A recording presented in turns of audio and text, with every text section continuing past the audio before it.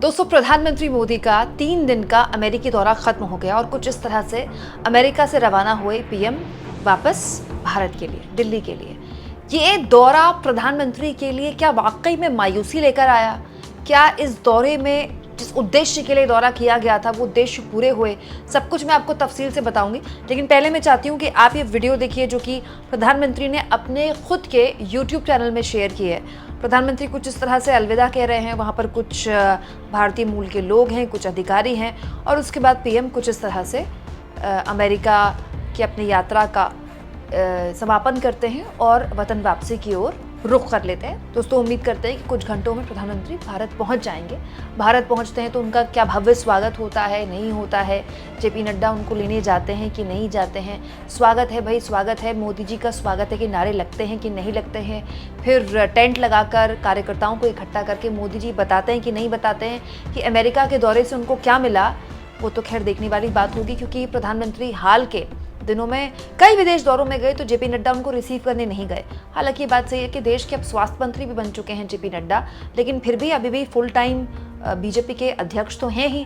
तो गोदी मीडिया और तमाम न्यूज़ चैनल्स और अखबारों में बताया जा रहा है कि मोदी जी का दौरा कितना सफल है। तो अगर ये मोदी जी का दौरा सफल है तो हम उम्मीद करते हैं कि इस सफलता का बखान खुद मोदी जी करेंगे और बताएंगे कि किस तरह से ये अमेरिकी दौरा भारत को क्या क्या देकर गया। क्योंकि प्रधानमंत्री प्रेस कॉन्फ्रेंस तो करते नहीं हैं अमूमन। आज से पहले जितने भी पीएम रहे वो प्लेन में प्रेस कॉन्फ्रेंस करके बता दिया करते थे कि ये संधियाँ हुई, इन चीज़ों पर बात हुई। दोस्तों, प्रधानमंत्री मोदी का ये दौरा संयोग कहीं या प्रयोग उसी वक्त हुआ जिस वक्त देश के 2 महत्वपूर्ण राज्यों में चुनाव हुए, जम्मू कश्मीर और हरियाणा। इसके अलावा आप जानते हैं इसके ठीक बाद झारखंड और महाराष्ट्र के चुनाव भी होने हैं और फरवरी में दिल्ली के चुनाव भी होने हैं। और ये कोई पहली बार नहीं है, वैसे इस तरह के संयोग अमूमन होते रहे हैं कि देश के किसी राज्य में चुनाव हैं और मोदी जी के विदेश दौरे होते हैं। लेकिन हाँ, ये मैं कहूँगी कि दोस्तों कि प्रधानमंत्री को अपने विदेश दौरों से बहुत कुछ मिला है। प्रधानमंत्री की जो भारत में लोकप्रियता है, अगर आप सड़क पर निकल जाएं और कुछ रिटायर्ड अंकल्स और आंटीज से मुलाकात करें, बातचीत करें, तो उनको ये तो नहीं पता होगा कि देश में क्या परिवर्तन आया पिछले 10 सालों में, लेकिन उनको ये ज़रूर पता होगा कि मोदी जी ने दुनिया में साख बढ़ा दी, दुनिया में डंका टाइप का कुछ बजा दिया। और वो डंका टाइप का कुछ कैसे बजा ये तो खैर वो अंकल आंटी ही जानेंगे, लेकिन ये मोदी जी के विदेश दौरों को जिस तरह से प्रोपोगेट किया गया न्यूज़ मीडिया में, अखबारों में, उसका मोदी को राजनीतिक बहुत फ़ायदा मिला है, इसमें कोई दो राय नहीं है। लेकिन क्या वो फ़ायदा अब भी मोदी को मिल सकता है? दोस्तों, मैं चाहती हूँ कि आप प्रधानमंत्री के इस पूरे के पूरे दौरे का एक छोटा सा समरी लें।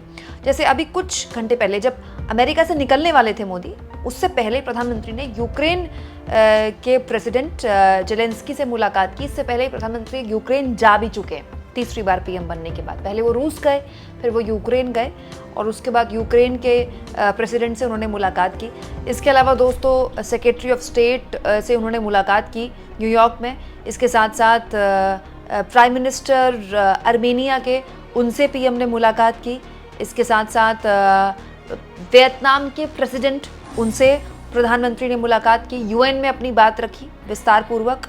और इसके अलावा ये जो बहुत महत्वपूर्ण कार्यक्रम, इसको लेकर तो मैंने आपको 2 वीडियोस दिखाई थी कल। आप चाहें तो विस्तार से उस वीडियो में जाकर देख सकते हैं कि प्रधानमंत्री ने कैसे न्यूयॉर्क में जो इंडियन डायस्पोरा है, अमेरिका में बसे भारतीयों का जो समूह है, उनसे न केवल मुलाकात की बल्कि उनसे बात की, उनको संबोधित किया। करीब 1.5-पौने 2 घंटे का पूरा कार्यक्रम था, काफ़ी रंगारंग कार्यक्रम था। और ये तो अमूमन प्रधानमंत्री जब भी अमेरिका, यूके, ऑस्ट्रेलिया कहीं भी जाते हैं, इनफैक्ट रूस भी गए थे अभी कुछ दिन पहले, तो वहाँ भीड़ कम थी क्योंकि वहाँ डायस्पोरा इतना बड़ा नहीं है यूके, यूएस जैसा, लेकिन पीएम ने वहाँ भी लोगों को संबोधित किया।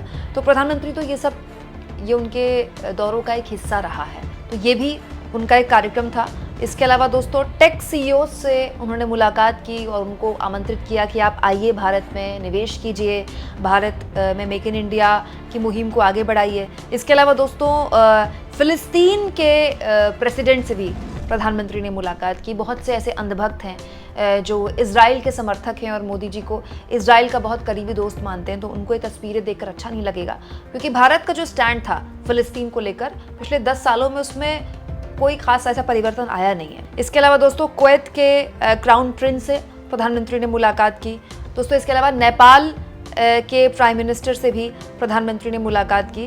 तो आप कह सकते हैं कि एक बहुत ही व्यस्त कार्यक्रम प्रधानमंत्री का रहा। इससे पहले उन्होंने क्वाड शिखर सम्मेलन में संबोधित भी किया और अपनी बात भी रखी और उस शिखर सम्मेलन का हिस्सा भी बने।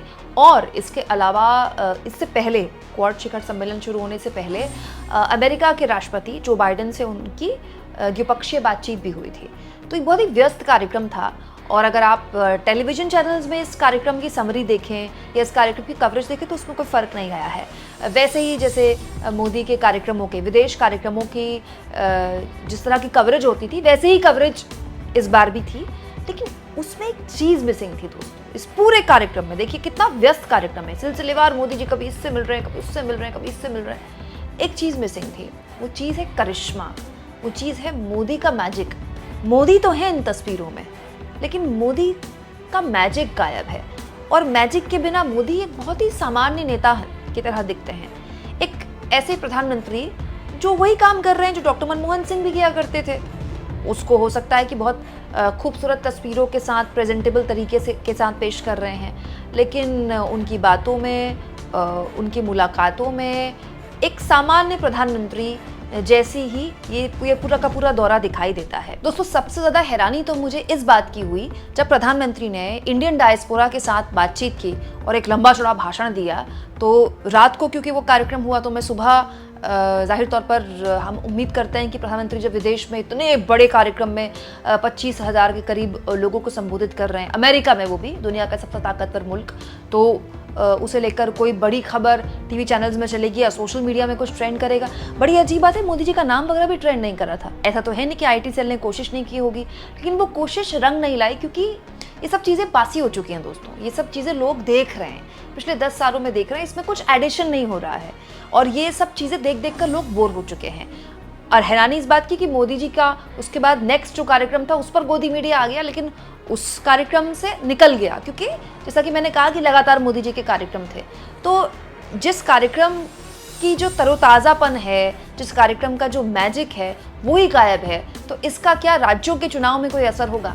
और इससे भी महत्वपूर्ण बात दोस्तों, टेक CEO से मोदी जी ने मुलाकात की, बड़ी बड़ी कंपनियों के CEO से मोदी जी ने मुलाकात की और मेक इन इंडिया की बात कही जाती है। मुझे लगता है कि अब 10 सालों में इट्स अ हाई टाइम प्रधानमंत्री और उनकी सरकार को लिखित में इस देश को बता देना चाहिए कि मेक इन इंडिया कार्यक्रम में भारत में किन किन चीज़ों का उत्पादन हो रहा है, भारत ने पिछले 10 सालों में कितनी प्रगति की है, कितने लोगों को रोजगार मिला है। और ये जो मीटिंग्स होती हैं विदेशों में CEOs के साथ, इन मीटिंग से निवेश कितना आता है? मीटिंग्स होती हैं, बड़े बड़े CEOs मोदी जी की तारीफ करते हैं, मोदी जी उनसे कहते हैं आइए हमारे देश में निवेश कीजिए। कितना निवेश आता है? क्योंकि ये हेडलाइंस तो बन जाती हैं, लेकिन इस हेडलाइन का फॉलोअप नहीं होता है। ये बहुत ज़रूरी है दोस्तों। इसीलिए मैं आपसे कह रही हूँ कि ये जो पूरी की पूरा कार्यक्रम है, इसमें सब कुछ वैसा ही था जैसे पहले था। मोदी का बोलने का तरीका वही था, मोदी का स्टाइल स्टेटमेंट वही था, मोदी की मुलाकातों का वही था। ठीक वैसे ही जो बाइडेन मोदी के कंधे में हाथ रख रहे थे और मोदी जी मुस्कुरा रहे थे, लेकिन वो मैजिक मिसिंग था। हालांकि इस पूरे के पूरे कार्यक्रम में एक और चीज़ बड़ी लोगों को बड़े अचरज में डाल गई। दोस्तों जो बाइडेन ने एक बड़ी अजीब सी हरकत की जब वो अपनी बात बोलकर मंच से निकले और प्रधानमंत्री नरेंद्र मोदी को बुलाना चाहते थे, लेकिन वो नाम भूल गए प्रधानमंत्री का और वो लोगों से पूछने लगे हुज नेक्स्ट। आप चाहें तो इस वीडियो में उस पूरी खबर को तफसील से देख सकते हैं, मैंने वो वीडियो कवर की है बाकायदा। तो इसको लेकर भी लोगों ने बड़ी अचरज मतलब पैदा किया कि प्रधानमंत्री विश्वगुरु हैं और उनका नाम भूल गए जो बाइडेन। बताइए, हालांकि जो बाइडेन इस तरह की कई चीज़ों के लिए हाल के दिनों में खबरों में आए हैं। कभी उन्हें पता नहीं होता उन्हें कहाँ जाना है, वो कहीं और चले जाते हैं, कभी किसी और से बात करने लगते हैं, कभी वो भूल जाते हैं बोलते बोलते। यही वजह है कि उनकी पार्टी ने उनको राष्ट्रपति पद का उम्मीदवार हटाकर कमला हैरिस को एक तरह से राष्ट्रपति पद का उम्मीदवार बनाया और वो काफ़ी मजबूती से टक्कर भी दे रही हैं डोनाल्ड ट्रंप को। डोनाल्ड ट्रंप जो उम्मीद कर रहे थे प्रधानमंत्री आएंगे तो उनसे मुलाकात करेंगे, वो तो कह रहे थे बहुत फैंटास्टिक आदमी है मोदी और वो आ रहे हैं मुझसे मिलने, मोदी जी ने उनसे भी मुलाकात नहीं की। बड़ी अजीब बात है, पिछली बार जब राष्ट्रपति चुनाव हो रहे थे अमेरिका में तो अब की बार ट्रंप सरकार का नारा दिया था मोदी जी ने, लेकिन हालांकि ट्रंप हार गए थे चुनाव, लेकिन एक बार फिर से ट्रंप चुनावी समर में है। ट्रंप कह भी रहे थे मोदी जी आएंगे तो उनसे मिलेंगे, लेकिन मिले नहीं। वहीं कमला हैरिस जिनकी माता जी भारत से ताल्लुक़ रखती हैं, भारतीय मूल की एक महिला जो अमेरिका के इतिहास में पहली बार महिला राष्ट्रपति मतलब अगर बनती हैं तो पहली बार ऐसा होगा कि अमेरिका में कोई महिला राष्ट्रपति बनेंगी, उनके लिए भी मोदी जी ने प्रचार नहीं किया। तो इसको लेकर भी सवाल पूछे जाने चाहिए कि अगर इस बार प्रचार नहीं किया तो पिछली बार वाली गलती ठीक की क्या, और क्या इसको माना जाए कि पिछली बार जो हुआ वो गलती हुई।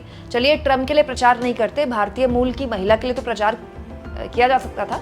लेकिन बहुत सी चीज़ें थी जिसको लेकर सवाल थे, लेकिन उन सवालों के जवाब नहीं मिले। लेकिन उससे भी ऊपर ये जो मोदी की विश्वगुरु वाली छवि है दोस्तों, महामानव वाली छवि है, उसमें डेंट तो पड़ा है। अब राहुल गांधी इस बात को लेकर बार बार कहते हैं कि साइकोलॉजिकली इंडिया गठबंधन ने मोदी को तोड़ दिया है, उसका लोग मजाक उड़ाएं, उसको लोग हल्के में लें। लेकिन इस बार के मोदी के अमेरिकी दौरे में हमने इस बात की इसकी साफ छवि देखी है, छाप देखी है कि वो जो ऑरा था ना, वो ऑरा नहीं है। अब दिक्कत ये है दोस्तों कि मोदी जी का जब ऑरा गायब हो जाता है उनके आसपास से, वो मैजिक गायब हो जाता है, तो मोदी जी बहुत ही सामान्य नेता बन जाते हैं। और एक सामान्य नेता को हमारी देश की जनता सामान्यता ही लेती है। आपको क्या लगता है दोस्तों, कमेंट बॉक्स में ज़रूर लिखें। और जितना हो सके चैनल को शेयर करें, सब्सक्राइब करें, और थैंक्स और ज्वाइन के ऑप्शन से अगर आप चाहें तो कुछ आर्थिक मदद भी चैनल की ज़रूर करें।